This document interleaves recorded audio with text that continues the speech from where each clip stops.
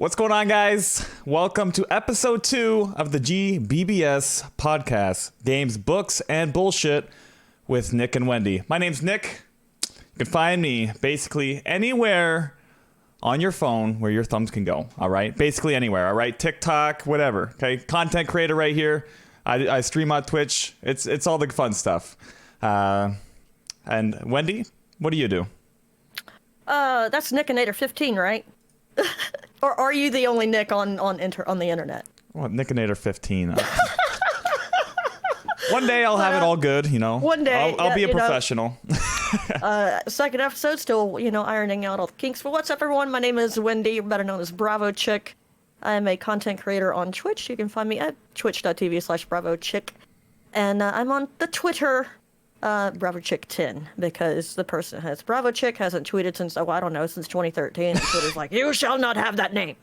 Well, no, of course not. You must keep your number. When you're going on the internet and you're trying to find the name, you come up with a name and you want to use that name and you want to use it everywhere. You're never going to get it. Someone's going to take it somewhere on the internet, all right? Someone's Always. out there, But so what we got going on this episode is we don't have a guest today. So we're going to go right into basically the gaming section after we recap episode 1 and all that. Mm-hmm. And then we'll be talking about the book that we finished now. We did halfway through last episode. God. I can't wait to talk about that. And then we'll be talking about the bullshit going on. So. Oh, yeah. The day-to-day lives to content creators. Exactly. I don't know if I'm a content creator, though. Like, I stream. Whereas you're like, I'm on this and this and this, and I do that and this and that. Like, you're the Renaissance man when it comes to creating content. You're literally on TikTok, YouTube, Twitch. It's quite incredible. I'm actually springing a spur of the moment interview on you right here. Hey, well, I try to keep up with it, all these platforms, it is kind of fun in a way to make content for TikTok too, with the short form content and everything. Yeah. It could be kind of fun to, see how it turns out and everything. And actually sometimes when I'm playing a game, I'll kind of have a moment and I'm like, hey, this is totally a TikTok thing. Yeah. And then there's other times too where, okay, this one's more for YouTube, and you kind of iron out all these things and figure out what's for where and all that. So right. So what is your day-to-day schedule like, Nick, with running a stream and a YouTube channel and a TikTok channel? I don't really have a day-to-day schedule. I'm a man that kind of runs on the gist of it, but. Right, you know what I'm getting at. Like, what your weeks are pretty busy. Oh, I wake up, I contemplate getting out of bed sometimes. I'm like, my bed's very comfy. I have a very comfy bed, so that's a big problem. I'm like, it's so warm and cuddly. But then, at the end of the day, I'm like, okay, it's time to get out of bed. I grab my coffee. I like a espresso. All right, I make myself a mocha. I hear you. Mm-hmm. And that's what makes me get through my days for sure. That's the big push, basically. It's like, I got to have that, and then we can finally continue about our day. So usually I end the stream pretty late. So I pretty much go to bed shortly after. Mm-hmm. So I kind of start with going over the stream and stuff and editing, basically, any moments out of that stream that I need to. And then if I stream that day, get ready to the stream. I got to do my hair, that takes some time. Hair is very important. That's at least 2 hours right here. Come on. I think I spend 5 minutes on mine to compare hair. Yeah, that's about what I spend. Your hair, you never have a hair out of place, can you confirm? There's been a couple times I have streamed without, doing it. There has been a couple times. I recall when I first started watching you were wearing a beanie like every stream. Is that just a Canadian winter thing, or? No, that's so I didn't have to do my hair then. That's so you didn't have to do the hair. Gotcha. Yeah, that's what my Braves hats are for. I'm like, I don't feel like doing my hair. I had one of those, I think, last week. I was like, it's too hot outside. I'm just not going to blow dry my hair today. And if I don't blow dry my hair today, it's like, poof, Bob Ross. Right. So it's pretty crazy. But yeah, no, that was kind of before I got into like doing my hair a little bit. So. But no, it takes me just a couple minutes to, do up my hair after a shower, and then pretty much shortly after, I'll probably stream if it's an afternoon one, or wait till after I eat dinner and then do an evening stream, and then rinse and repeat. Sometimes I gotta take days off and it's just all editing. Like it really is. So as someone who has I've tried YouTube 2 or 3 times in the past, and the editing process is what shut me down every single time. So that's what I didn't like about YouTube. Like, I don't like the editing. How about you? Like, when it comes to editing, where is it something you really get into? Is it something you dread? Maybe a mix of both? I wish I was better at like editing. Like, there's certain videos and stuff that people do crazy edits and stuff.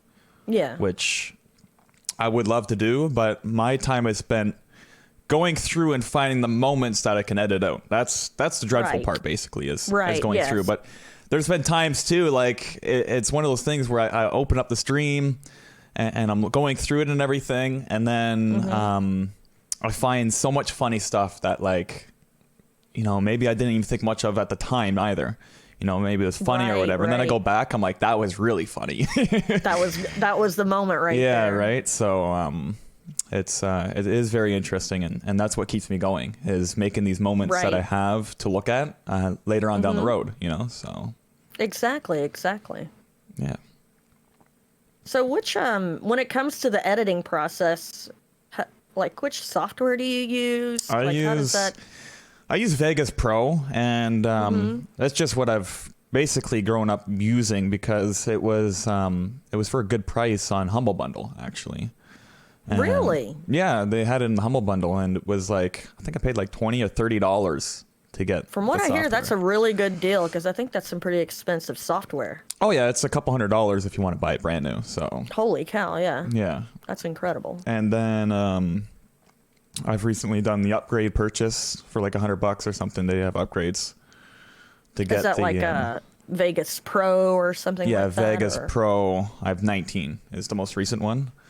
Gotcha. So, but that's just what I've grown up on using, and it's just the most comfortable one I'm with. So awesome. Yeah, I think back in my 3 times, and I think I have a collective of maybe 10 YouTube videos that are all unpublished, so don't go looking. They're not there anymore, not at least for you. Right. But it was, oh God, I think I did it in whatever Windows Movie Maker or something at the time. Which I've definitely done a couple in that back in the day. I did not care for it. Yeah. But anyway, yeah. So that's pretty. So you would say that your weeks are pretty busy when it comes to content creation. Oh yeah, streaming, and then making the YouTube videos. I know you do a weekly highlight, which I freaking love, and your TikToks as well. Right, the TikToks I've kind of dwindled off lately, because between like working and then streaming and then having to do like so I've been doing a lot of single player games too, and to have my computer render out all this stuff, it takes up time. No doubt. So like no doubt. And I can't really do much other things like edit the TikToks and whatnot outside of that. So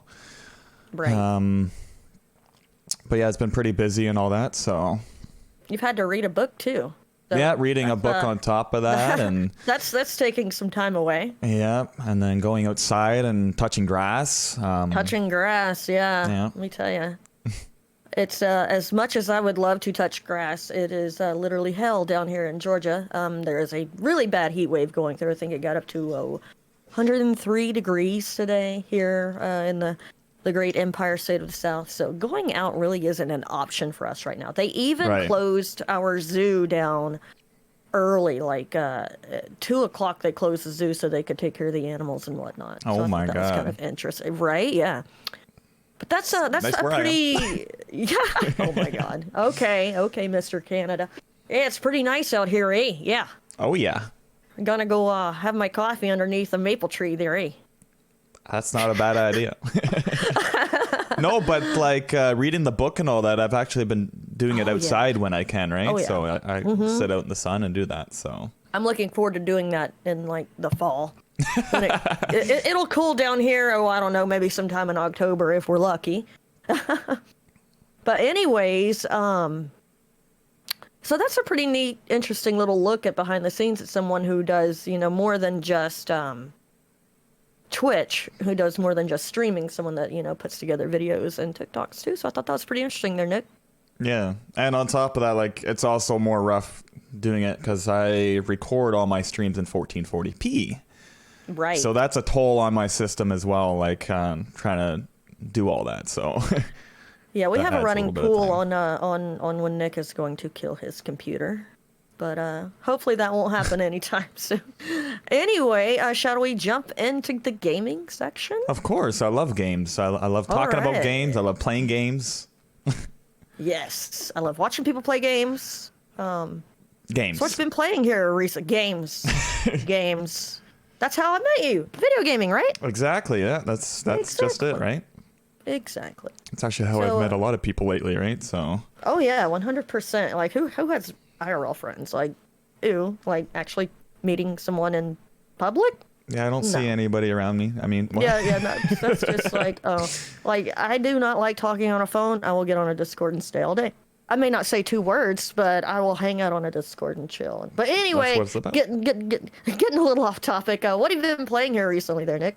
Me playing recently? I've actually just recently picked up a couple new things here. Okay. One's modded Minecraft, Sky Factory 4 to be exact. It's actually has a lot of mods and stuff that I think are really cool. Is the tech mods. Oh yeah. Mm-hmm. And on top of that, has a challenge of being in the sky with one tree in the void, and you got to build out your own base and everything. Ah, so good. I haven't done a lot of Minecraft lately in the past, 5 or so years, right? So. You said you last played like 1.3? That's when I last was into Minecraft. I've gone into Minecraft and played a little bit, not very much of it. That was here and there. Way more than just 5 years ago. I started However playing many years. I started playing Minecraft, I want to say in 2014, and I started on 1.8. So, yeah, many moon ago. I don't even know what 1.3 consisted of. My first Minecraft version, I think, was 1.2.5. Holy moly, you are an OG. That was my first Minecraft version, and I think that was 2012. That sounds about right. I want to say that's when Minecraft came out, maybe. No. No. They had versions even before that. So. Well, no, they had beta and on the browser, but I want to say they just celebrated their 10-year anniversary sometime in the after COVID life. It didn't happen in the before time. It happened in life as we know it now. Yeah. But yeah, so Sky Factory. It's been a pretty good time playing Sky Factory, honestly. It has. Had a blast. Hitting people off and watching them fall. And to be fair, you said you needed to be fired, so I obliged you. You're fired. And punch and you fell. I say things. It happens. It's okay. But yeah. But to be fair, you did get me back, and I had no clue. You got me really good. You got me really, really good. I think it was an hour after too, or something. I waited a while, and I'm gonna get revenge. Yeah. It was definitely served cold that day. You were just fishing too. You were out in the little water thing fishing. I was just fishing, minding my own business, trying to catch me a fish for dinner. Then he comes and punches me out of the world. But anyway, you just finished up BioShock, the series as well, right? Yes, completely wrapped that up, finishing the DLC. What was it called? I can't even remember the DLC name anymore. All I can remember is BioShock Infinite, but I don't think I ever knew what the DLC was called. But finally played through the entire series, and that was incredible. It was really one of a kind games for sure. And I will say this again: it's Burial at Sea. It's a DLC. But I'll say this again. I said it last episode, but in case you missed it, if you have not played BioShock, play it. Really, it's a good one. Yeah. And when you get to the end and the story comes together, you're going to sit there and go, holy shit. Oh, a good watershed moment, eh? Like, oh So- my God. But so BioShock was a good one. 100%. Hell yeah. Hell yeah. Farming Simulator, started playing that with you Yeah. last Friday. Last Friday. That was a lot of fun. I enjoyed it. Haven't played that since December. Yeah, you were playing that when I first started watching you stream. Yeah, You were heavy into Farming Simulator. Yeah, so Farming Sim came out 22, and that was basically the game that I picked up, and I hit streaming full time. Basically, I was like, Right. doing long days on Farming Simulators, playing that game 6 to 8 hours a day, and streaming it and having a good time. Adding some mods in, maybe playing some multiplayer and all that. So. Yes. Good time. What about you? I know you were playing that a lot at the when it came out. Oh yeah. I've always circled that date on the calendar whenever the next generation of Farming Simulator comes out. I've been playing those games since Farm Sim 15, and I'm really enjoying Farm Sim 2022. I feel like it stands alone, and it feels like a new game, whereas 17 and 19 to me always felt like they were just reskinned From 15. Nothing really from 15. Yeah, exactly. And I just wasn't too crazy about those, but I love Farm Sim 22. I think it's a great time. Yeah, a lot of new things added in, and Factories, yep. yeah, and Good time. overall like farm management tools as well when it comes to that on multiplayer. Oh yeah, good Really stuff. fun. And then Euro Truck We've as been well. doing Euro Truck, yeah. Yep. I am falling in love with Euro Truck all over again. After streaming it probably 4 to 5 days a week when I first started streaming, to kind of going toward the American Truck Simulator way, to Right. kind of being like, it's not you, it's me, American Truck, but not really. It's just you because, hey, you need more map to discover. To having been away that long from Euro Truck, it really is refreshing and fun because it looks and feels different, and it is a pretty girl of a game that has stood the test of time. Like, she still plays really well, and she's 100%. 10 years old, almost 10 years old. So yeah, still a great game. Yeah. One game in particular that we've been playing here recently, I have really started to get into, and I kind of play it in my downtime. That's Forza. I'm freaking loving Forza. It has reignited my passion for racing games, because I kind of always play the racing games growing up, the Need for Speeds and I can't think of any of the others, but it was mainly Need for Speed and Gran Turismo on the PlayStation. But I'm having a blast with it, and looking forward to playing it some more, along with some other racing titles. Yeah, no, racing games have been around in my life too, especially when I grabbed a racing wheel way back in the day. I was playing racing games, probably with a wheel from 2012 racing games, right? Wow. Yeah. I'm trying to think of what I played before. I don't even know what the first kind of racing game I played, but a lot of Project Cars. I put a lot of hours into Project Cars. I've played the first one, and I've played the second one. And the second one is by far the way to go. I haven't even bought 3. Just looking at the reviews, people say they basically taken things away from 2. I hate it when video games do that. Yeah, and it's if you got 2 and 2's even cheaper, and you're looking for a good racing game that's kind of realistic. Project Cars 2 is a really good game, along with Assetto Corsa. They're up there as well. We're actually going to talk about that in another segment here in a minute. And the first time I ever used a wheel when racing was back in my day. So oh, here we go. Around 96, 97, 1996, I had gotten a gaming wheel for the computer, and these wonderful, wonderful NASCAR games made by Paprius. They were so good. They were incredible. They were the best, in my opinion, NASCAR games ever made. Fun fact, though, Paprius went on to become what is now known as iRacing. Now, it's not just them alone. They have other developers in there with them, but Paprius has did lend its knowledge and its development teams and whatnot to the iRacing community, and I would 100% get into iRacing if I knew the investment was worth it. That being said, it's like a monthly subscription thing, and you gotta invest in the cars and the tracks and all that, and I honestly don't think I would play enough of it to warrant that much of an investment. But that being said, if I ever was to get into like serious hardcore racing, iRacing is definitely the way to go. Oh yeah, for hardcore stuff, 100%. Like iRacing is the way to go, and from what I've heard from many people, that's the racing game. I agree. But like for me, I've never been like hardcore. I've been into racing games and I love playing them, but I could never put so much time to become like a hardcore racer game. Right. So I'm a variety game, and I'm always variety gamer. English is hard. Words are hard. And and I will probably always be.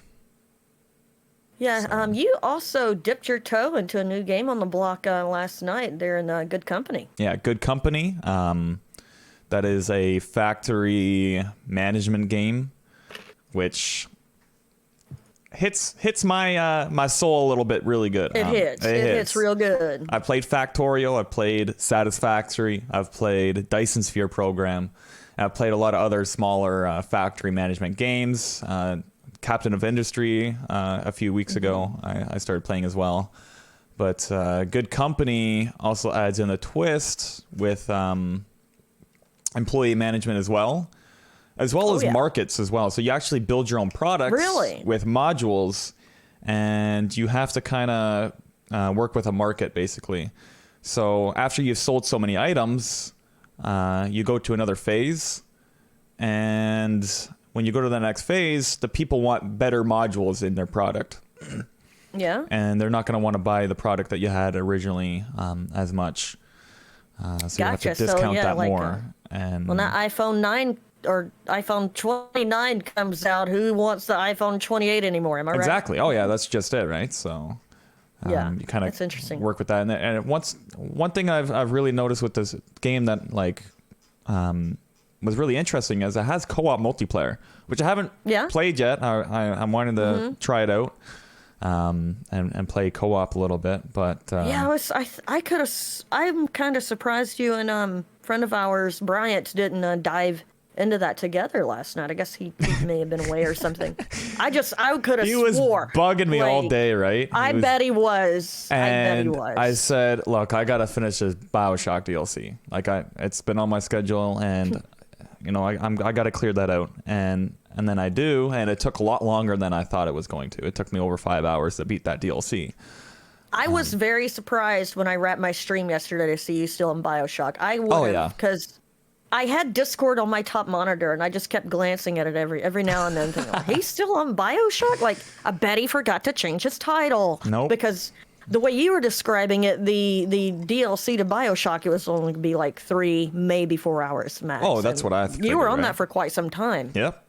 But I was also enjoying it a lot, too. Quite a story in that one as well. Hell yeah. So it went relatively quick, from my point of view anyway. It was just more or less looking at the time. I'm like, wow, this is like that long. But more in depth than you were expecting. And then I opened up Good Company, and then, he's away. So, okay. It's okay. That trying to sync your schedules up can be some of the most trickiest bits when it comes to gaming. Yeah. But yeah, so I've been playing, we started Sky Factory 4 last Sunday, had a blast, looking forward to playing that again. We totally did not play that Monday night, don't know what anyone's talking about, nope, didn't happen. But I've also still recall Monday. I do not recall. That's not even on the week schedule. Monday's just a goner. I do not acknowledge Monday. It goes straight from Sunday to Tuesday. Look, I had to do a lot of organizing, and that was a lot of repetition, which, on stream, right. sometimes it, not I the just wanted greatest to thing just to watch. sit in my chair all comfortably and just sit here with, my knee up and relax a little bit and just do some organizing. There you go. And I've also been continuing in my vanilla 1.19 world. Got a barn built. Don't like the roof, but it's there now. So I guess Roofs are that's hard. all that really matters. Roofs are hard. In any building stuff, Sims included. I was struggling with roofs. That's another example. We were talking about how when a gaming developer takes the next generation and they take away things that were a part of the older generation. Yeah. And EA did that with my favorite game of all time, Sims 3. Sims 4, they took a lot away. Always felt like it was a step back. I don't really like Sims 4. Petty Hill I'm willing to die on is a trash game. But with all that out of the way, so I guess the retro things we've been playing here recently would be BioShock, and I kind of put Sky Factory in there just because we're on the 4th iteration of Sky Factory, and it's Sky Factory 4, though, while there have been many, or I guess there have been 3 other iterations of the popular mod pack. There's actually another one. Different. Oh, really? There's Sky Factory 1, which is a revamp of Sky Factory 1 for Minecraft 1.16. So maybe we'll give that one a go.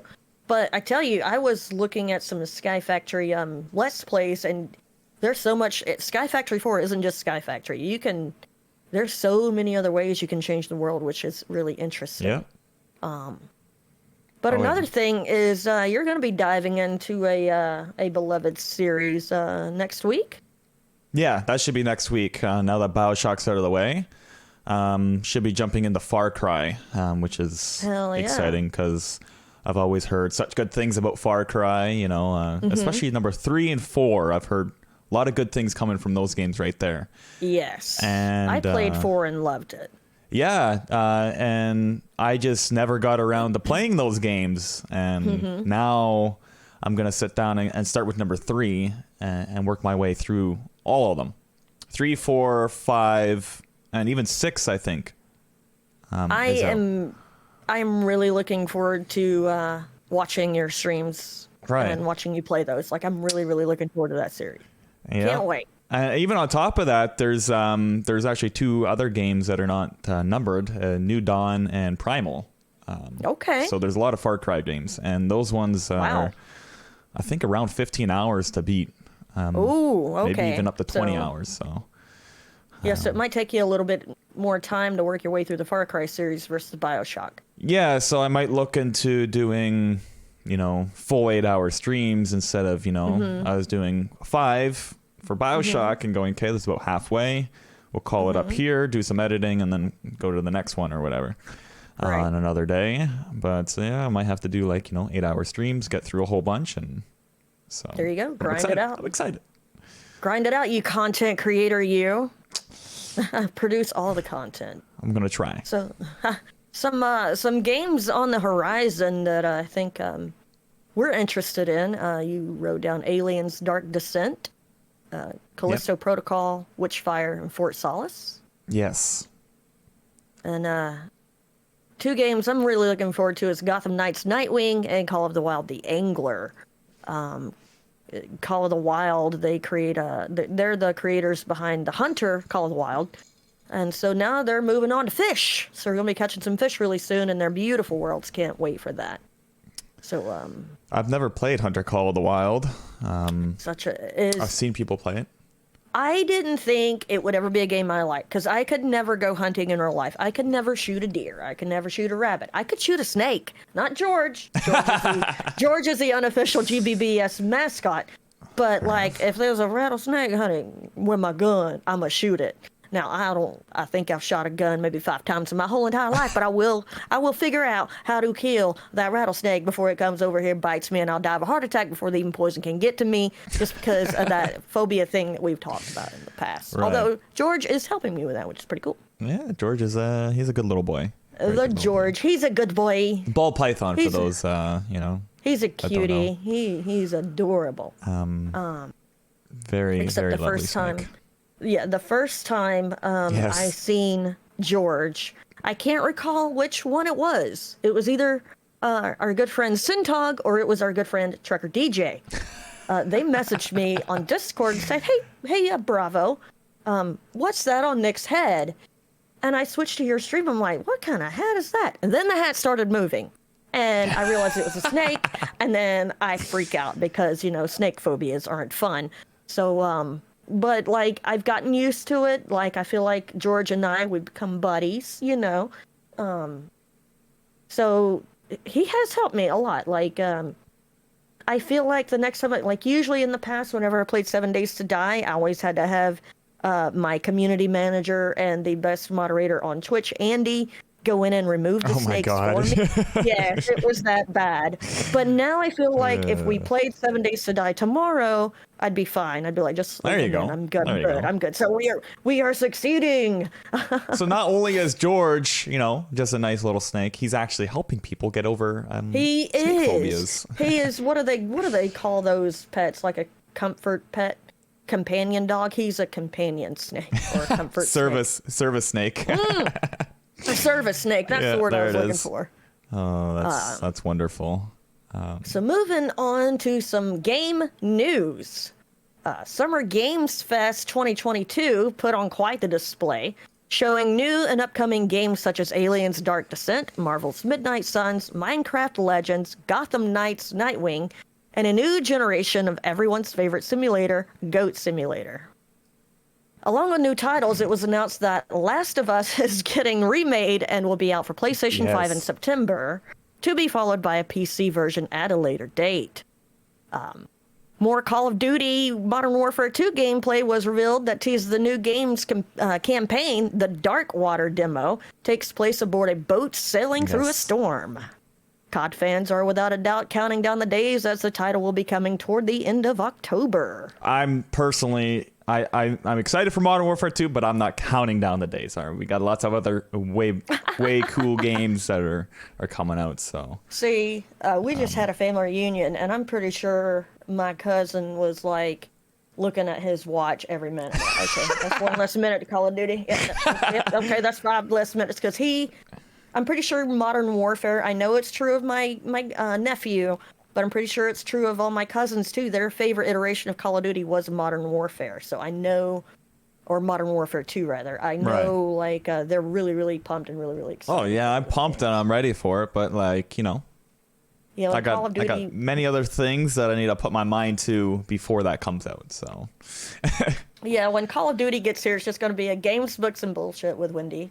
I don't know what happened to him. No. He disappeared shortly after Call of Duty Modern Warfare 2 came. No, it's not going to be that bad. We're going to send out a search party for him. But Aliens Dark Descent, I'm sure you are. But Aliens Dark Descent, a game that takes place, or takes the player rather into an original alien story where they lead a squad of Marines in real-time combat. So this is a game you're looking forward to as well, yeah? Oh, yeah. I've seen actually the trailers for all these games during the Summer Game Fest, and I was blown away. I get it, you're looking at a trailer. It's a lot different than what the game could actually be. Mm-hmm. Totally understand, but it's one of those things that are like, okay, that's a cool concept is what I'm getting at.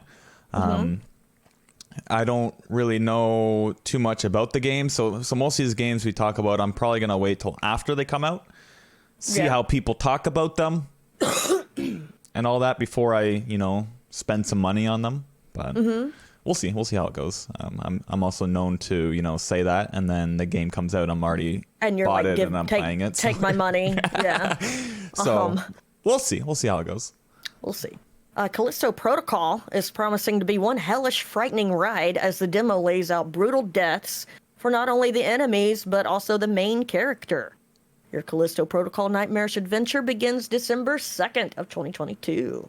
I didn't watch this trailer, but it sounds damn frightening, and I don't really do scary games, so I doubt you're going to be seeing that any time from me. Yeah, that one was interesting as well. That was, I think, one of the first games they actually showcased on the one day Summer Games Fest. Well, they had multiple days with multiple different things, but I can't remember what was the studio that was doing all these, but that grabbed my attention with but the gunplay actually was really Looks interesting. good. So, oh yeah.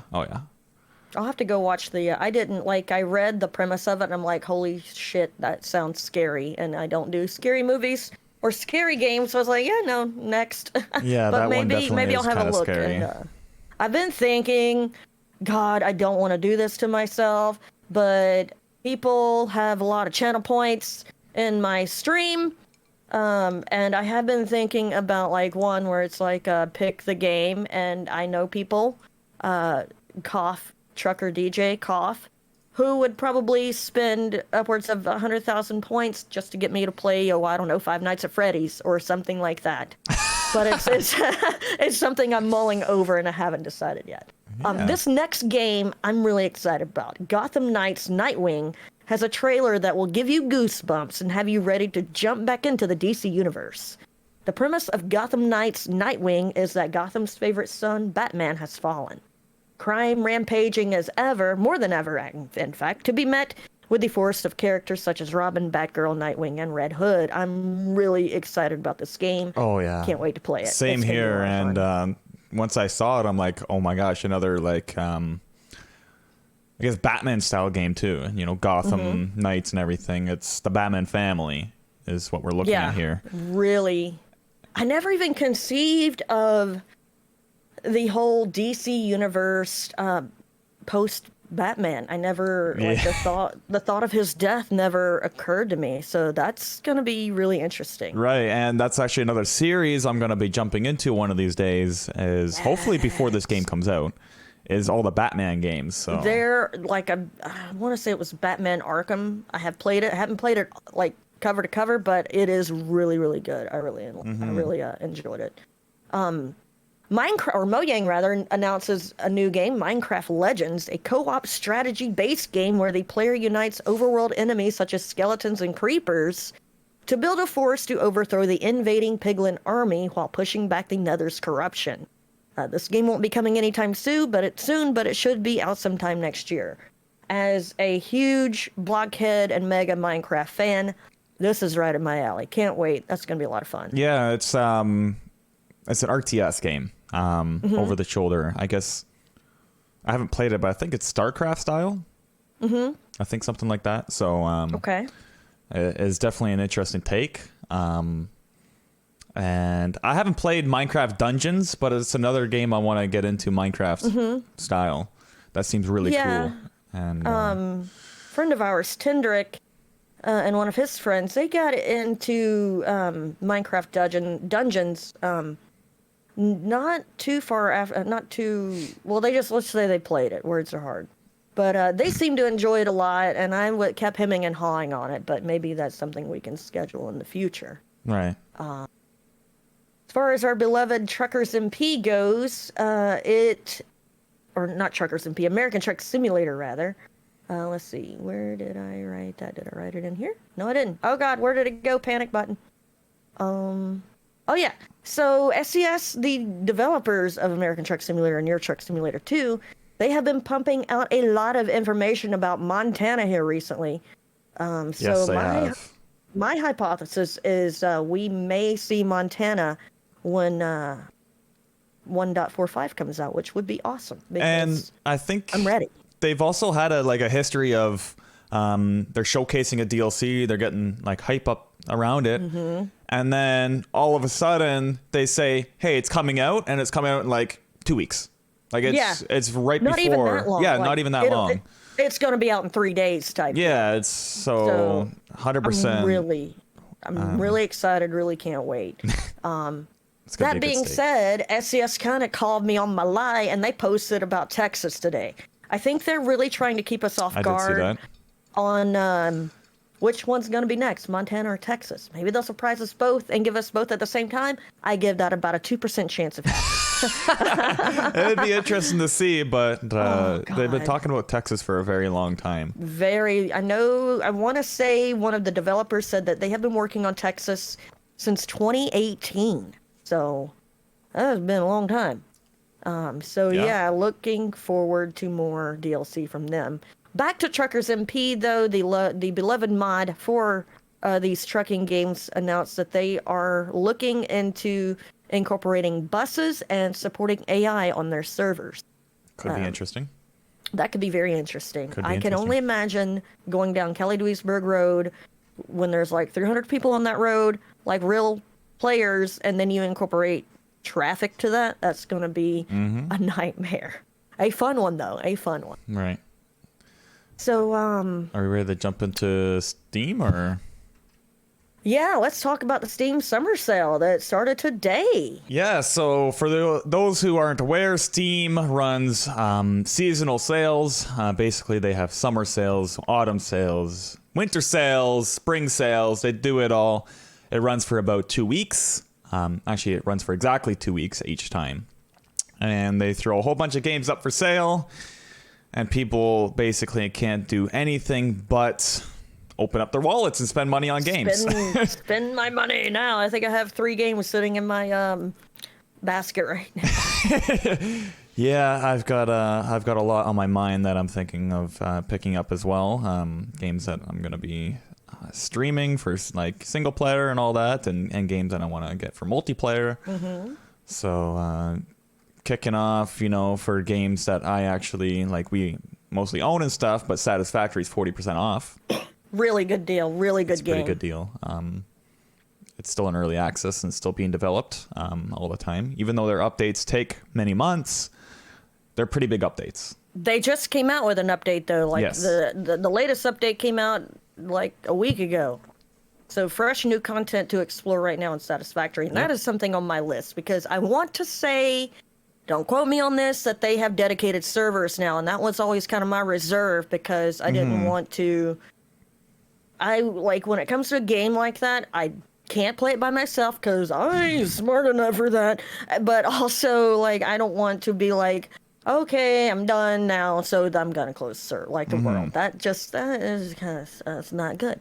So I want to say they have dedicated servers now, which is going to be amazing. Can't wait to jump into that. As far as some other good deals, Jurassic World Evolution, if that's what frosts your cookies, it's 50% off. Hitman 3 is 60% off. Surviving Mars, a game I have, a game I think I would like, but a game I've never played, is 75% off. That was actually, I think that game went free on Epic Games one day. So I actually got it for free. Yeah, I think it did as well. Yeah. Mafia Definitive Edition, 55% off. Red Dead Redemption 2 is 50% off, and that one is tempting for me. Very because good story. I have Red Dead. I have Red Dead. I have Red. I was trying to go in reverse. I guess life doesn't work like that. But I have Red Dead Redemption 2 on the PlayStation. I don't have it for the PC, so that one's very, very tempting. The BioShock series, I think, gets Nick's seal of approval. It is 80% off right now. Boom, I was just saying, go play the BioShock series. Go get it. It's 80% off, the whole series. Yeah, it's the like whole series. $10, I think, to get BioShock 1, 2, and Infinite. And a couple DLCs, I think, for it as well. Incredible deal. So, yeah. Buy it. Play it. Buy it. Go get it. Go do it. Go do it right now. And of course, all of the DLC for our beloved trucking games are on sale at a very good discounted rate. So make sure you check that out and, fill any holes you may have. And Titanfall is 84%. You were telling me about that shortly before we started the podcast. Titanfall 2 is another good one. It has a good campaign to it. And if you're interested in playing the multiplayer, it's very active still. Many people still like playing that game. And it's one of a kind games. It's really interesting for a first person shooter. So okay. And I was saying that Surviving Mars was free once before. The free game is Fall Guys on Epic right now. So that's weird because I am seeing a different game. Was that the one before? What's the one right now? I see 2 right now that are free on Epic at the moment. A Game of Thrones and Car Mechanic Simulator 2018. Are we seeing 2 completely different games? I do see those too, but it looks like Fall Guys is actually on Epic. It's actually on the main screen here. It's free on Epic Games. So if you Okay, can't that's get it good, and on Steam for like whatever price it is, then it's on. that's a really good game too. Yeah. Really enjoy it. Just wish they would change their party system because their party system kind of sucks. Fair enough. Fair enough. So one thing I think we wanted to talk about was 2K games. Oh, I can get in a whole thing about this. Not just 2K. I'm kind of eyeballing AAA game publishers in general. So let's fill everyone in really quickly. There was a game that came out. Was it last week? I want to say. Yeah, 3 weeks ago now, I think. Was it really? Maybe two. I was gonna say no. Anyway, Yeah, 2 weeks ago because we talked about it coming out the following day after on the yes. Yes, it came out literally the day after the first episode of GBBS. It's a game called The Quarry. It looks like a good game, but there's some shenanigans going on behind the scenes with you 2K. So Nick and I were hanging out, and I was looking at The Quarry on Steam, and I'm like, it just says play free. It doesn't say anything about a demo. It just says play free. So I was like, screw it, I'll go ahead and download it. And I was like, sure enough, it's just the demo. So 2K didn't find it important to put the word demo on that play button. And what else did they do, Nick? What else did they do? Well, they have a streamer mode inside the game, right? Yep. This one really, like, it doesn't bother like me personally, like, because it happened to me. But what is streamer mode? Just so we can clear that up. Streamer mode is something you're supposed to enable. So any copyright music that happens to be in the game is supposed to be muted. So people that are large content creators, you know, or even small ones, you know, because like creators. You know, it mutes your VOD on Twitch. Yes. When you know copyright music gets played. I'm sure it demonetizes your YouTube videos. On YouTube, it demonetizes you and everything, so people can actually, you know, get hurt from some income, you know, they're expecting. Absolutely. Because they turn on streamer mode, which is supposed to disable this. But it so happened that even if people had this enabled, it still played some copyright music and people got flagged. Actually, one guy said it wasn't just like one song or something. It was every single one of his videos were demonetized. So... it didn't seem like a small screw up to me. It seemed like quite a large mess up, especially coming from a large game publisher. It's just something you should definitely not see at all. So here's my question when it comes to that. 2K isn't the developer of The Quarry. They're just publishing it. So are they the ones vetting the music for this game, or is that the developers?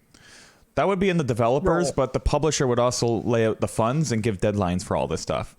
Okay. So when it comes to it, like, I think most of the heat should go to the publisher, especially a large publisher like this. Definitely, the heat should go to them.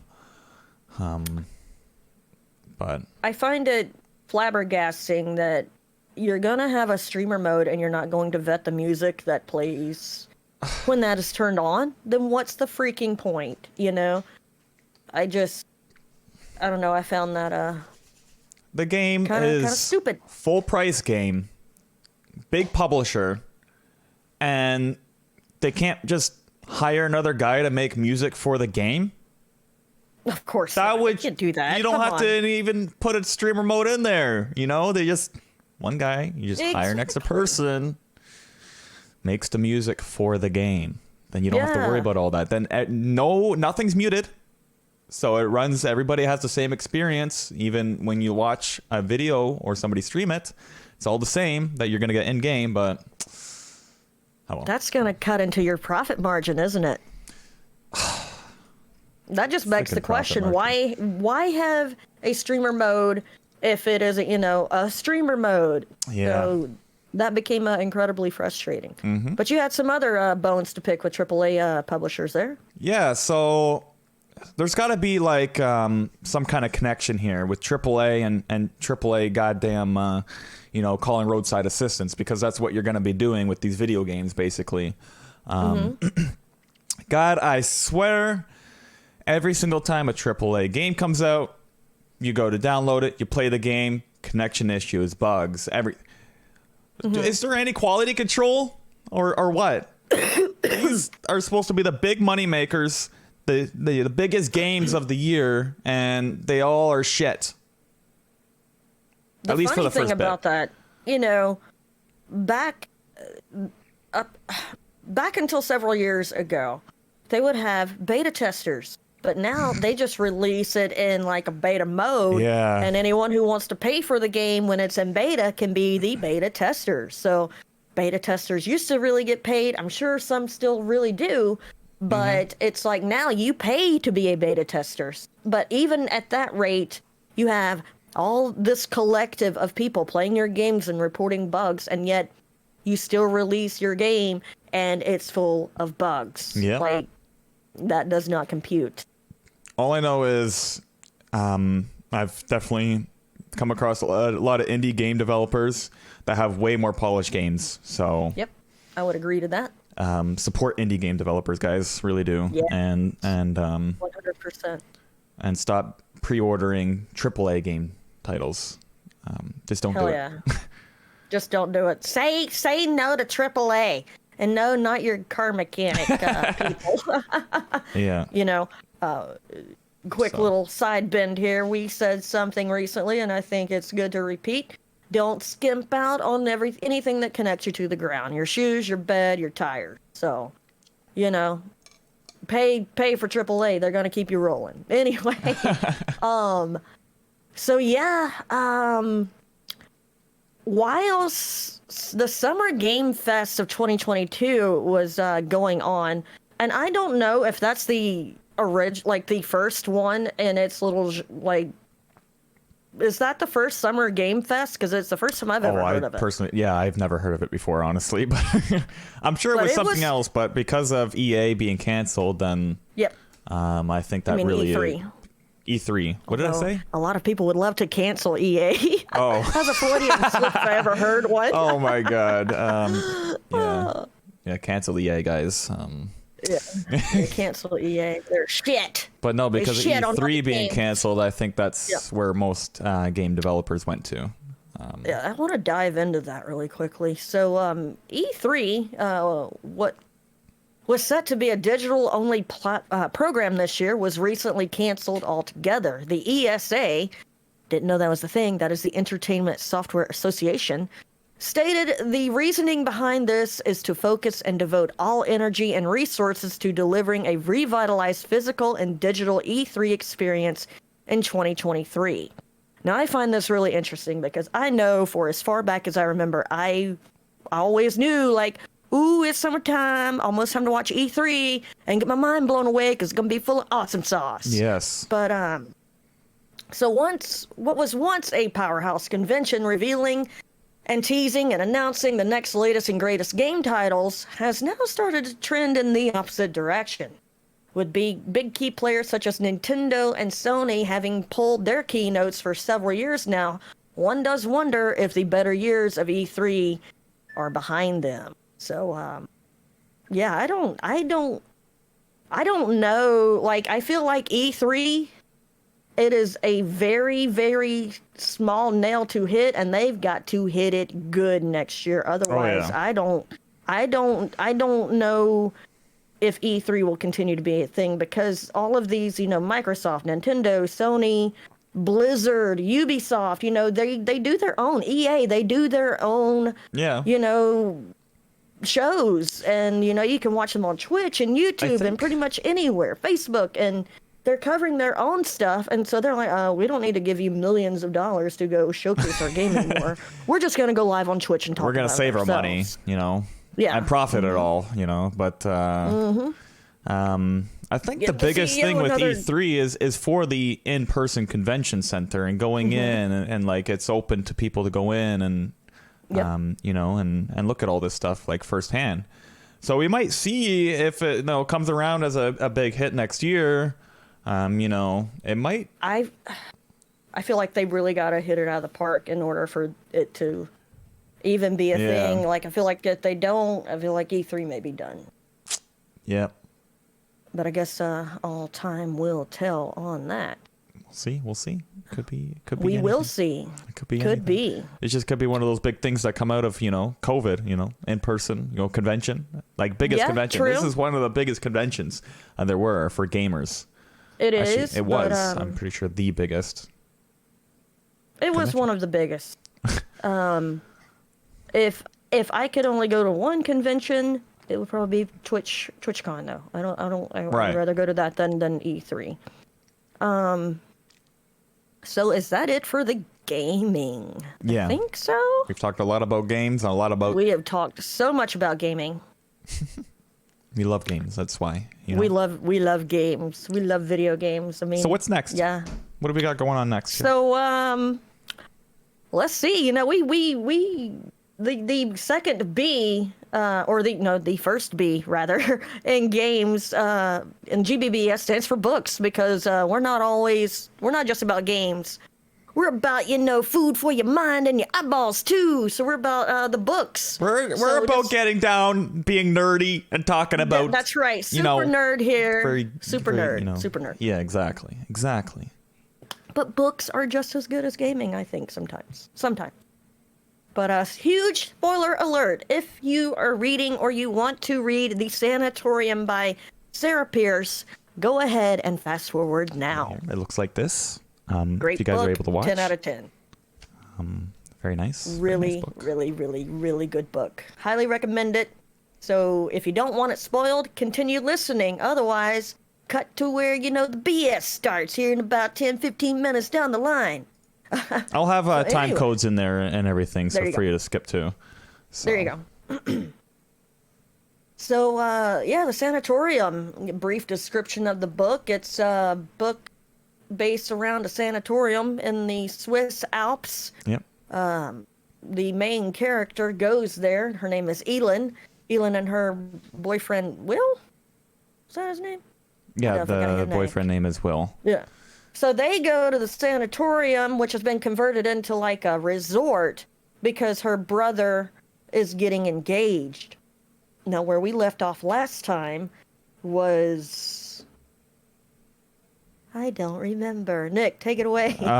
Where we left off last time was yeah, that is really hard to think of, like the ending and stuff, but So, someone went missing, someone is dead, and we just found out that Laurel,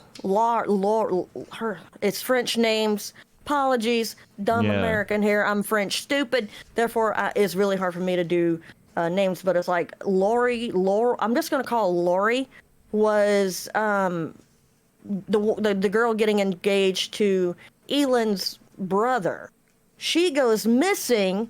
And I was kind of thinking, hey, she's the one that's doing all this. She's the one that's kidnapping people. She's the person that killed the really had us thinking.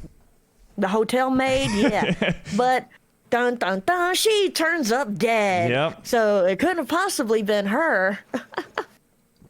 Nope. So where we ended off was her body being found. That's where we. Her body being found. Yeah, Yes. that's where we left off. And shortly after that, I read one more chapter, and our main character, Elin, gets attacked. And moments after the attack, her boyfriend, Will, and the sister of the owner of the resort shows up out of nowhere. And it was at this moment, I have timestamps. I DM'd Nick, and I said, I'm pushing all in on Cecile. She did say that. I do remember her actually saying it that night. And he was like, really? And I'm like, yeah. Now that was hard because I still had like Cecile, the owner, I can't even remember his name anymore. I'm awful Lucas? with names. Lucas, he was on my radar. Isaac, Elin's brother, was on my radar. Oh, there's so many people on the radar, right? Yeah, And I wanted it to be Elin's boyfriend so bad because he is like that guy that's too good to be true. Therefore, he must be the murderer. So I tried to pigeonhole him into that role. I don't know. That was a weird one, but I'm sitting here, I'm like, there's no way. Like all the actions were laid out in the book. I'm like, okay, that's definitely didn't even come across my mind. Right. So. So before we reveal what was your hypothesis? It changed so goddamn much because like the book kept swindling me around, and it was like, hey, so it's this person now. I'm like, oh, okay, sure. I know in the first episode you were looking really hard at Isaac. I was thinking about Isaac, but actually what was it? I started kind of veering away, and I actually started thinking of Lucas for a bit. I did start thinking of Lucas for a little bit, and then I was actually thinking a little bit Cecile. Those are my three people that before anything came up, I had kind of predictions that they were on your radar. Yeah, those were definitely going to be on my radar.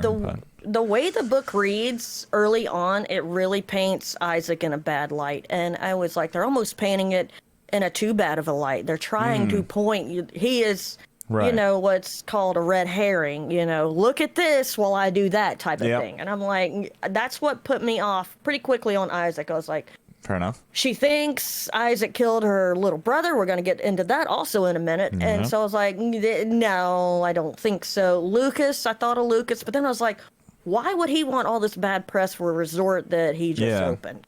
So that kind of, I was like, but maybe like he's got a alter split personality or something. Right, yeah. Which, you know, could be a thing. In the latter third of the book, it comes out that Margot is the killer. And if you're like me right now, you're like, who the hell is Margot? I was so incredibly pissed off when I read that. I'm like, if that's really the killer, this author is shit, because there's no character development in Margot at all. She really gets mentioned for like 5 minutes in like the first third of the book, and then you never hear from her. Yeah, there was like an interview with her, and then there was a couple questions asked with her. It was really like maybe there was enough conversation with her to fill up maybe a page and a half. You know? She was just a blip on a page. Yeah. So, but it comes down to Margot wasn't the killer. She was working for someone. Who was she working for, Nick? She was working for Lucas, obviously. No,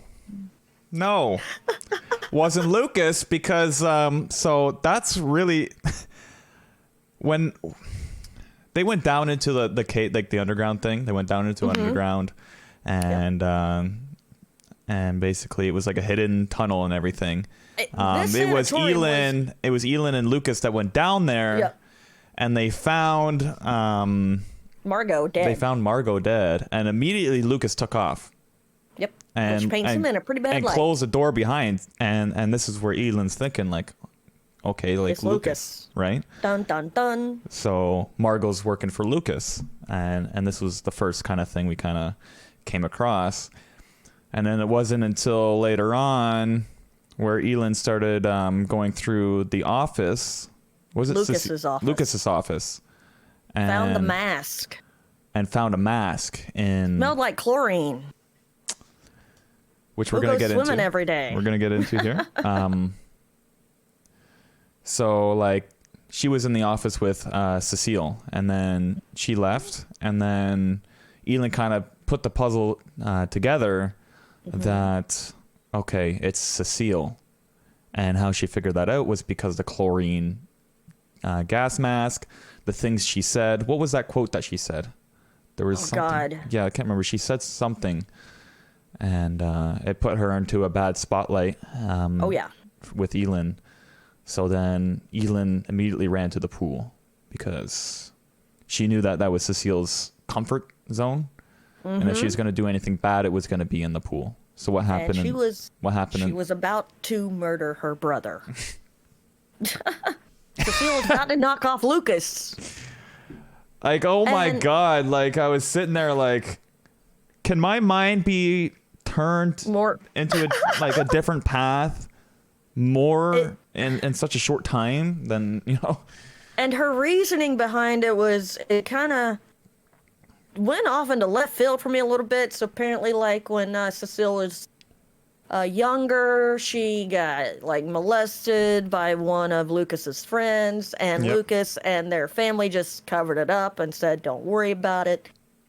And so this sanatorium, they did some pretty shady shit in like the 1930s. Like German women would just be sent there for these, sick doctors to, do science Tests, experiments basically, on. like Yeah, tests tests.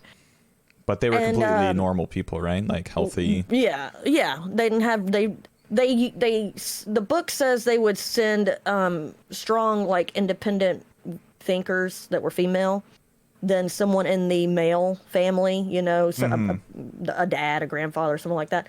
They would send these, independent thinking women to that sanatorium so the doctors could, lobotomize them and shit like that. So how Margot gets looped into all this is her grandmother was one of the patients at the sanatorium. And when Cecile found that out, that's when she knew Margot could be her foot soldier. Yeah. And then used Margot. And then when Margot kind of started backing off and saying, okay, we're going too far, that's when she got killed. Mm-hmm. So it was, I can happily quite... say I was right. I was right for a part, but, I flipped my mind so yeah. many times. So, Yeah, really great writer. I was really one of the good 3 book. people who I thought it was. Yeah, no doubt. Like, at first when they were like, Lucas, and she's like talking to Isaac, Lucas, though. But I was like, okay, it's Lucas. But then she finds the mask in there and it smells like chlorine, and she tied in the whole, Cecile, like, swimming and whatnot. She packaged it up pretty good. And in the book, there's another chapter, I guess, leading into Elend's next adventure, which is going to be coming out here relatively soon. Next month. Yeah, next month. Yeah, really looking forward to that. Yeah. So, that book was quite interesting. That's the Sanatorium all done and dusted. Really great book. Highly recommend it. Yeah, and we got a new book we're going to be diving into for the next podcast. What are we reading next there, Nick? I got it right here. Okay. All right. Man with a plan. We're going to be reading Such a Quiet Place by, I can't read backwards, Megan Miranda. Megan Miranda. You guys, the stream and the video can actually see it right way, but I can't for whatever reason. But, Such a Quiet Place. Is there like a premise of what the book is about? I haven't even read that because, like, usually I'm the type of person that I look at don't judge a book by its cover, but I totally don't follow that rule. I look at a book, I read the title, and I'm pretty bad at kind of looking at the illustrations as well and going, that looks like a good book. I want it. Well, a lot of times, like, they'll put either quotes on the back or they'll put a little summary, or inside the sleeve they'll write what the, so here I'm going to kind of go over a couple things. It looks like there was a neighborhood where neighbors dropped in on neighbors, celebrated graduations, holidays together, looked out for one another. But then came the murders of Brandon and Fiona Truitt. The year and a half later, the town is simmering. The residents are trapped, unable to sell their homes, confronted daily by the empty Truitt house, and suffocated by their trial testimonies that implicated one of their own. Going on. It looks like they're looking into like murder and crime scene, basically. Ooh. And there's a lot of suspicion going around the town. And not everyone has been told the truth about the night of the Truitt murders. And then it looks like the protagonist in the story goes and uncovers the truth about it. Kind of similar to the story we just read. Kind of similar. And in a way.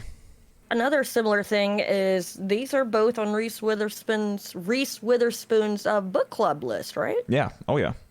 Pretty cool. So actually, good old Reese. Here. So it's good enough for Reese. It's good enough for me. Yeah, I'm excited to dive into this book and really see what it's about, right? So. Yeah, I'm excited. Let's go. So to the fun kind of end portions of the show, the BS, the day-to-day lives of of us two right here. I thought it might be interesting. Do you have any content creator advice? Content creator advice? Yeah. I didn't even put you on the spot or anything. Yeah, like, no, it's totally okay. Advice would be create content that you want to watch. Because I like that. if you create content that you want to watch and you enjoy watching and you keep making yourself happy with it, you're going to want to keep making more and pushing out more.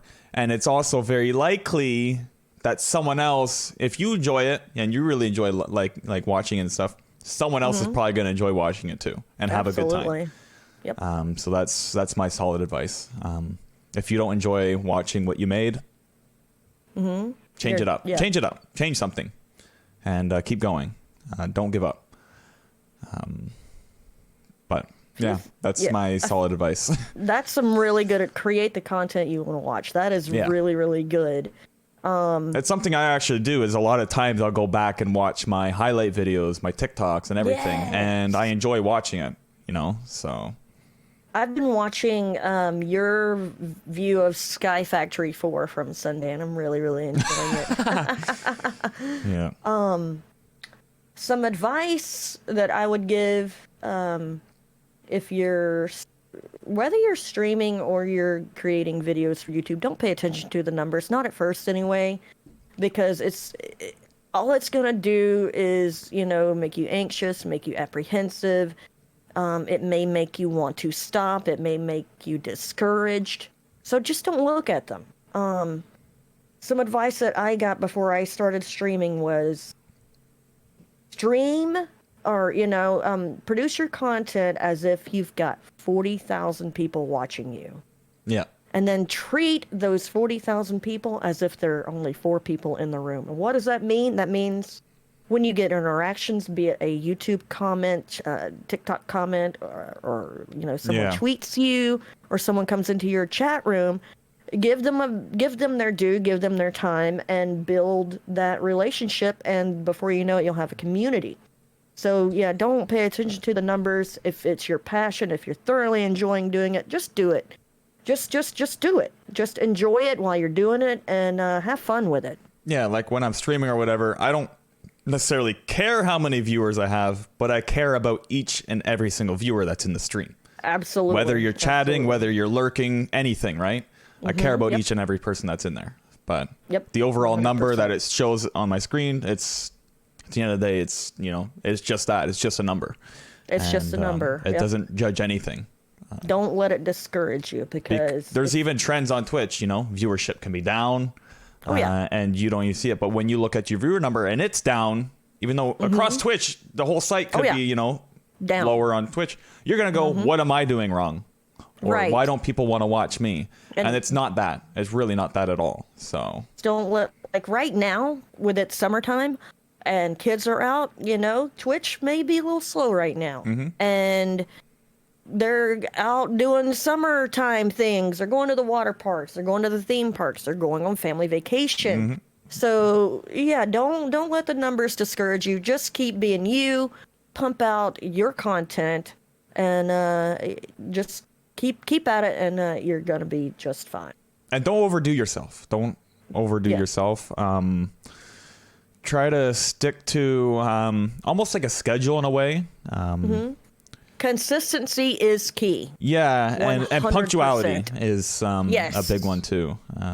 If viewers start to come to your stream or watch your videos and they know you either post a video 3 days out of the week at X time, or you go live, 3 days out of the week on Twitch, and you're starting at X time, they will know that. They will learn that. You will become kind of like what we talked about with our guest interview in the last episode, the first episode rather, with Pepper.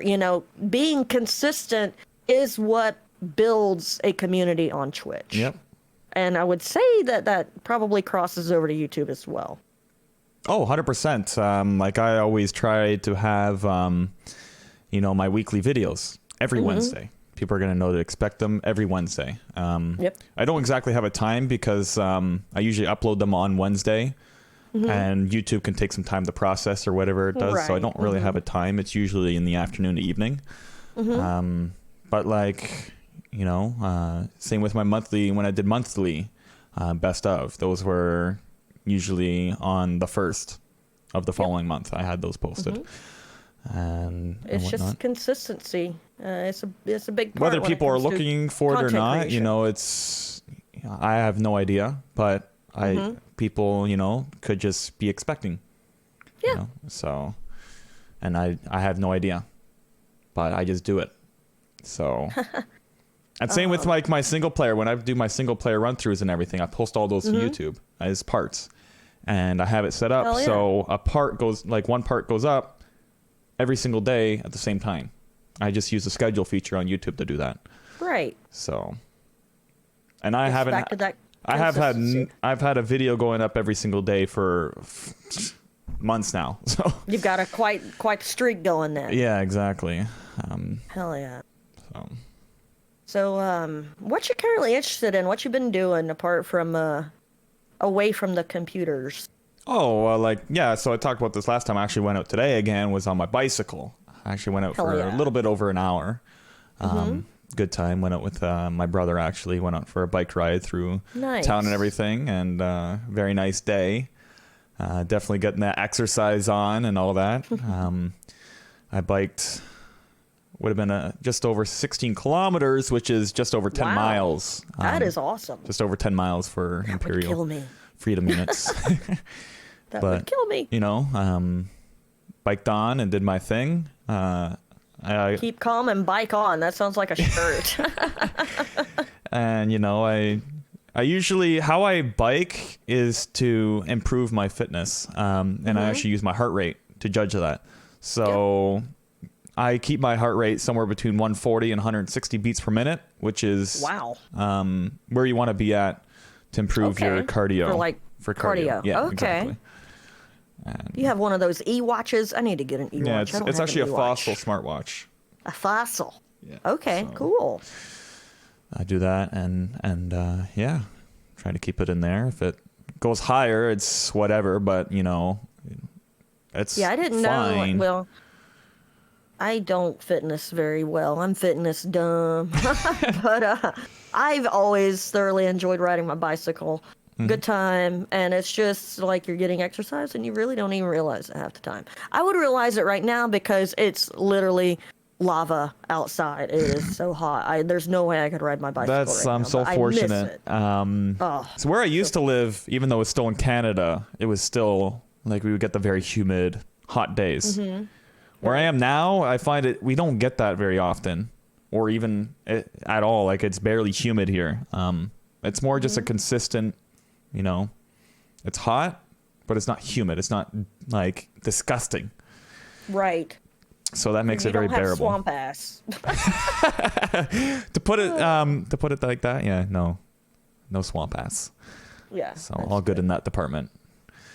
So what you been watching? You been watching anything?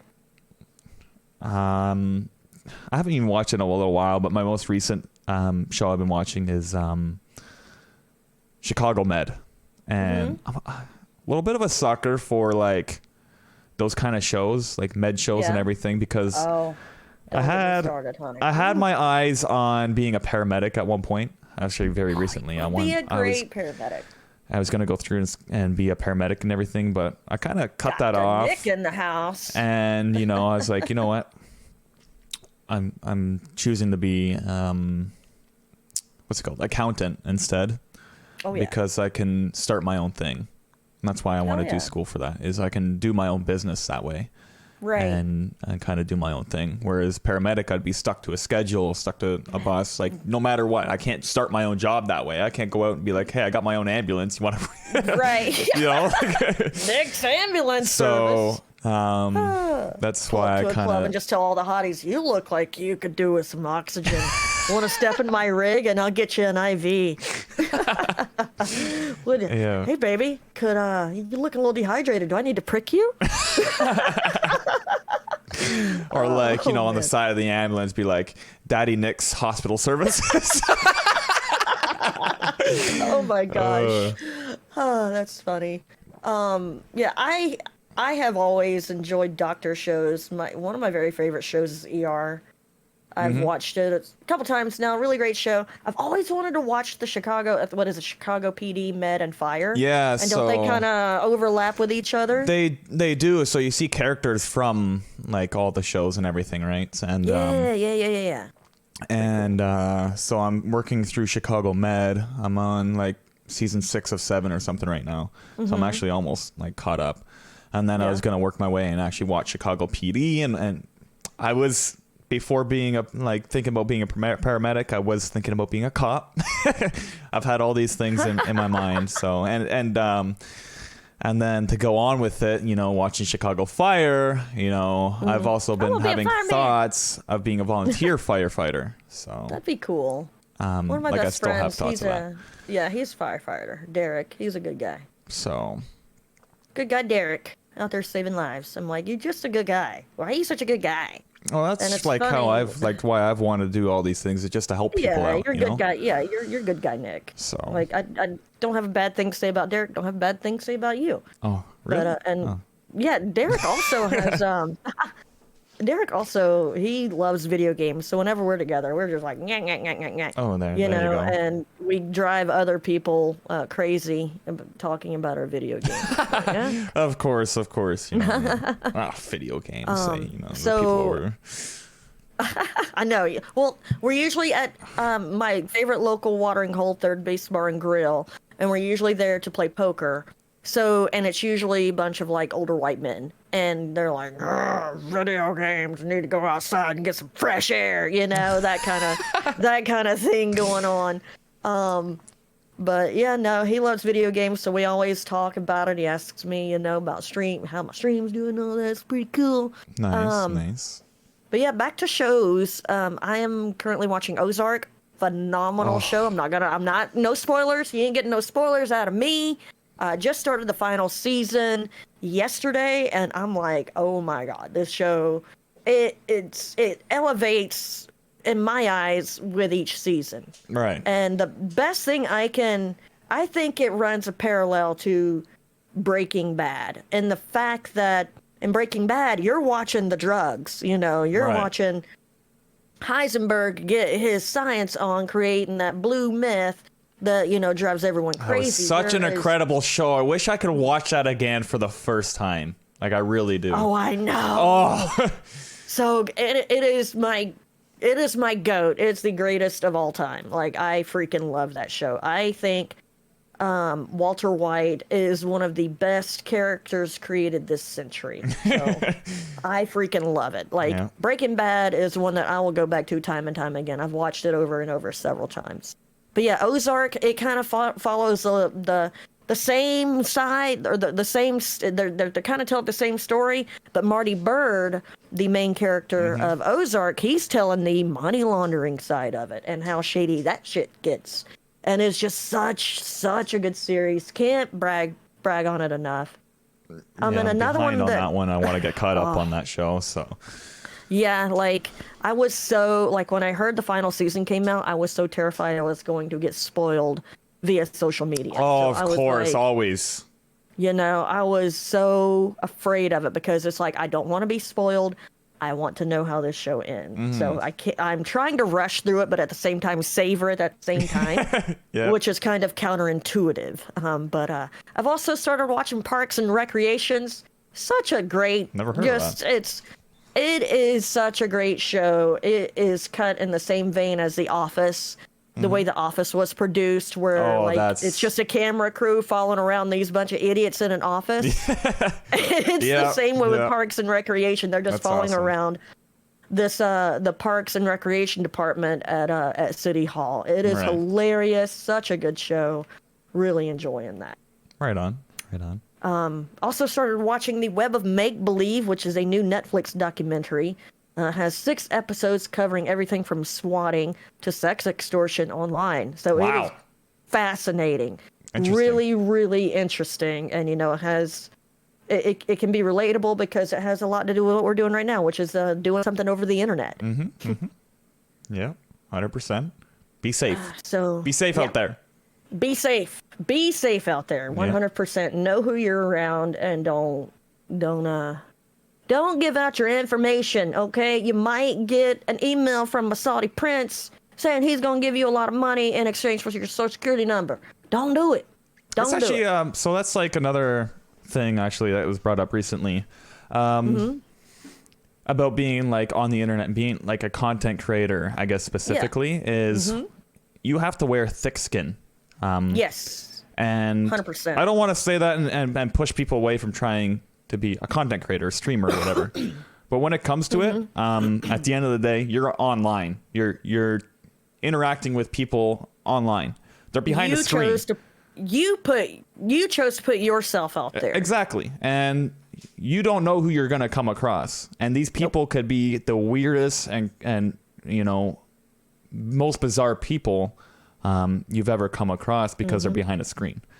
It's the internet. There's weirdos on the internet. I will say it's not as bad as what, you know, some people might put it out there. I've rarely come across anything, really. But I know some people that have. And just so yeah, be careful out there and wear your thick skin coat. And it is very easy for these people to be bullies when they're sitting behind a screen and they're on a keyboard. Yeah. They will type things and tell you stuff, you know, that they would never in a million years have the balls or the guts to say to your face. So just ban them. Delete them, delete the comment, you know, and let it, you know, brush your shoulders off, boo, because you're going to be just fine. Don't let it get you down. Don't be like, oh, this person says I'm the worst content creator in the world, so I'm going to stop now. No, don't let them, you know, hide your glow, you know, let it shine. Yeah. And, you know, this shine throughs for like a lot of things in life is make yourself happy from you. And that's where you're going to get the furthest in life is you know, being happy on your own and not relying on other people. That is something that I have kind of been, it's kind of became my mantra. It has became my my whole being, and it's something I heard from another podcast, The Burt Show. Hey, what up? Love you guys. You do your thing here in Atlanta, and it's awesome. But they did 10 Hard Truths, and one of those hard truths really resonated with me, and that was happiness really does come from within.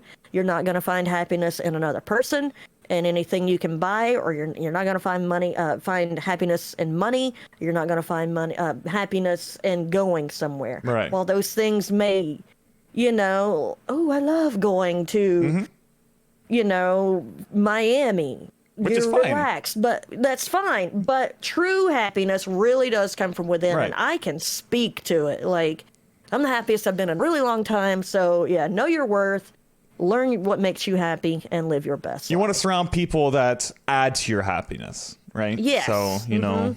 You've already built up your self-image on yourself and everything, which is a whole other conversation you get into is, you know, self-reflection, self-imaging. But you want to improve that with other people, not have other people bring it down. That's where you need to have self-respect. So. And 100%. And if you are around someone that brings you down, don't feel guilty for cutting them out. They could even be a family member. If they bring you down, they gotta go. Cut them right out, because at the end of the day, it's gonna make you happier, and they're just gonna be miserable in their little Debbie Downer's life. So don't feel guilty if you gotta cut someone out because, you know, they're just a downer and bringing you down with them. And that shit ain't gonna be easy. It ain't gonna be easy cutting anybody out of your life, good or bad. It isn't. It is not gonna be good. But you know, live your best life. Happiness comes from within. And one more question before we go, Nick. You like music? Oh, yeah. All right. So you're Canadian. You may not know about this infamous rock we have here in America called Mount Rushmore. You know, it has here in America we love the heads on the rocks or whatever. here in America, we love to celebrate our old dead white guys. So, Oh yeah. yeah.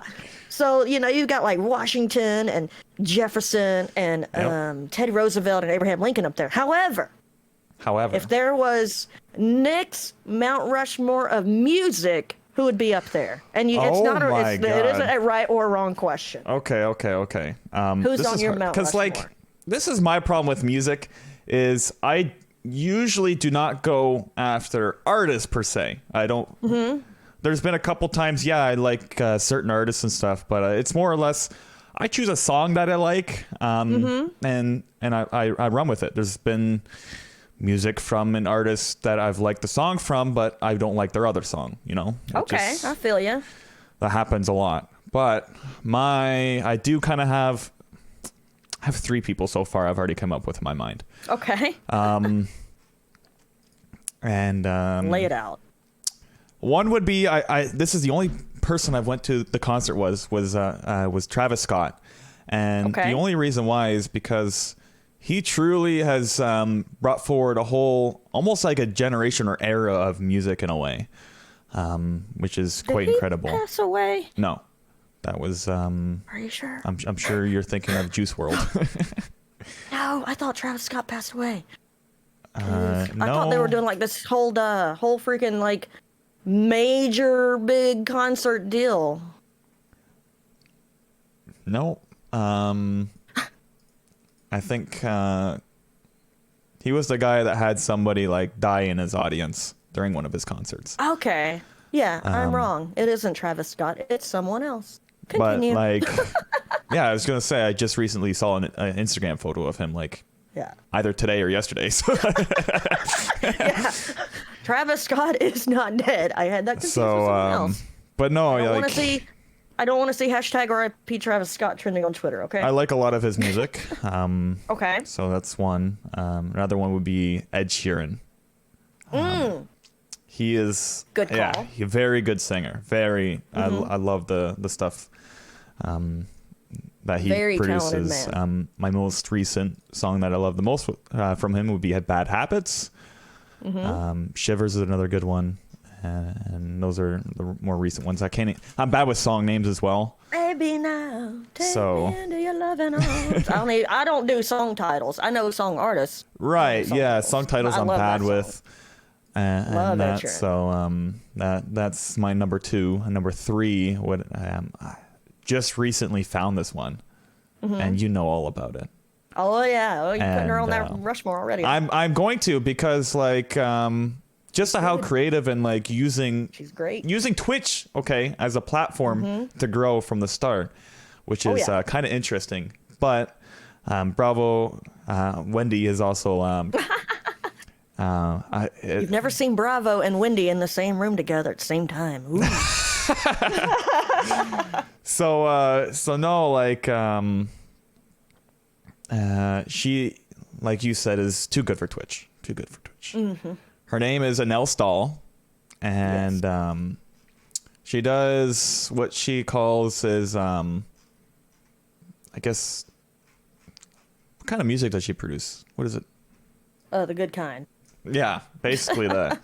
And she does streams on Twitch, which I've started watching and stuff. And for some reason, I've followed her for over a year now on Twitter and whatnot. I think I came across her stream from a raid. And then just recently, I went into her streams and stuff, and I'm like, this girl is actually really talented and all that. And she produces and writes her own songs and everything. And on top of that, she does a lot of covers for a lot of different songs. And while she's singing and doing the beat to a song, she's also talking the chat while singing to the tune of that song, and then cutting right back into the lyrics.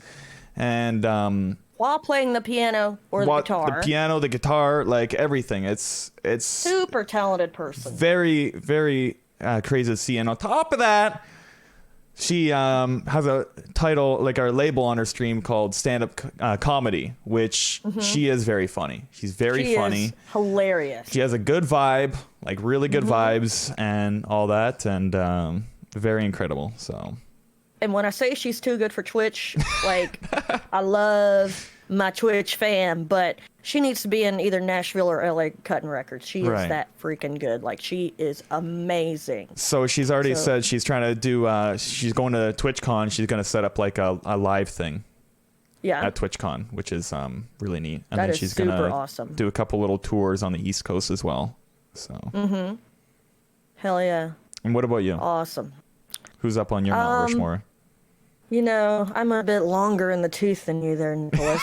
And, so I have some, it didn't take me long to come up with a 3 of the 4. So for me, it would be Reba McEntire, my queen. Love her to death. Right. I would sacrifice myself for her. Not really, but I would cry a lot if she died. Ronnie Millsap, another phenomenal singer, country and western music from like the 70s, 80s, and 90s. He has like over 40 #1 hits or something like that. And he's blind and he plays the piano. Wow. And I've been to several of his concerts and he is freaking amazing. All right. The third one is the guy that sings my favorite song ever, Sir Elton John. Love Elton John to death. Yep. Tiny Dancer, like, that is my favorite song in the world. Like, you ask people what their favorite song is, and that can be a tricky question to answer. It would be a tricky question for me, 100%. No doubt. But like, for me, it's like Tiny Dancer every single time. And the fourth one is another queen and legend, may she rest in peace, Whitney Houston, just because I think she literally had the voice of an angel, and she's once in a lifetime kind of girl, and I don't think anyone's ever going to come close to her light. So that would be my my Mount Rushmore of music. If I could put all the Bee Gees up there too, that'd be awesome. And like another honorable mention would be Tupac and Snoop Dogg, because I love their music. There you go. As well. Okay. So Very yeah, nice. we're coming up to almost an hour and a half here, so I guess we should do the rapids. Yeah, I guess we should, huh? Guess we should. Time just flies around here, but that's okay. 2 more weeks, all right. We'll have another one coming at you. Episode 3. That's right.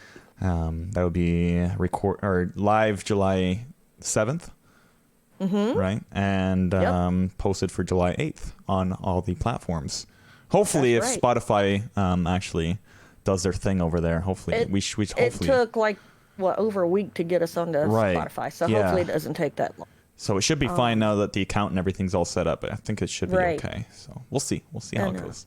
If you have any questions or comments, you can email us at gbbspodcast@gmail.com. We're going to read out all the questions or comments on the next episode. And, email us. Tell us who is on your Mount Rushmore of music. It is a question that there's no wrong answers, and it's personal to you. And, I think that'd be really fun to find out, who would be enshrined on people's, Mount Rushmores of music. But, that's going to do it. Nick, tell them where they can find you. Well, you can find me. Let's do this right this time. You can find me as Nickinator15. Basically, wherever your thumbs on your phone can bring you. There you go. And I am Bravo Chick on Twitch, twitch.tv/Bravo Chick, and Bravo Chick 10 on Twitter. So this has been a blast. It's been a blast. So much fun. Can't wait to do the 3rd episode here in another 2 weeks. All right. I'll catch you guys later. All right. Bye.